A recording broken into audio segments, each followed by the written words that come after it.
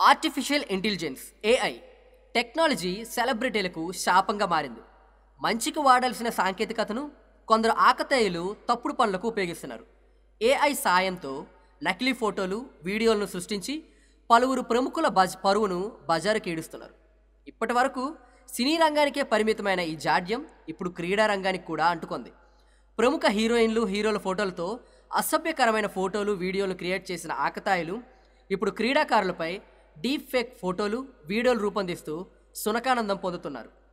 ఇటీవలే team India star pacer Mohammed Shami, భారత tennis star Sania Mirza పెళ్లి చేసుకున్నారని, వెకేషన్కు వెళ్లారంటూ కొన్ని ఫోటోలను ఏఐ సాయంతో క్రియేట్ చేసి వైరల్ చేశారు.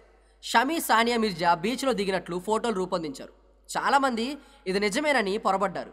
చివరకు ఫ్యాక్ట్ చెక్ చేసి దాని ద్వారా ఏఐ ఫోటోలని ఇందులో వాస్తవం లేదని కథనాలు రాయాల్సిన పరిస్థితి ఏర్పడింది.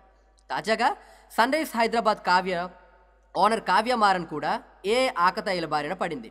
ఆమెకు సంబంధించి కూడా కొన్ని ఫేక్ ఫోటోలను క్రియేట్ చేసి వైరల్ చేస్తున్నారు. ఐసీసీ చైర్మన్ జైషాతో బీచ్లో రొమాన్స్ చేస్తున్నట్లు కొందరు ఆకతాయిలు ఫోటోలు క్రియేట్ చేస్తున్నారు. ప్రస్తుతం ఇవి నెట్టింట వైరల్గా మారాయి. ఈ ఫోటోలపై సన్ రైజ్ హైదరాబాద్ అభిమానులు తీవ్ర ఆగ్రహం వ్యక్తం చేస్తున్నారు. వెంటనే ఈ ఫోటోలను క్రియేట్ చేసిన వారిపై కఠిన చర్యలు తీసుకోవాలని డిమాండ్ చేస్తున్నారు. ఏఐ డీప్ ఫేక్ వీడియోలకు అడ్డుకట్ట వేసే టెక్నాలజీని తీసుకురావాలని కోరుతున్నారు. గతంలో సచిన్ టెండూల్కర్ కూడా ఈ ఏఐ డీప్ ఫేక్ వీడియోల బారిన పడ్డాడు. ఏదో బెట్టింగ్ యాప్కు సచిన్ ప్రచారకర్తగా వ్యవహరిస్తున్నట్లు వీడియో రూపొందించారు.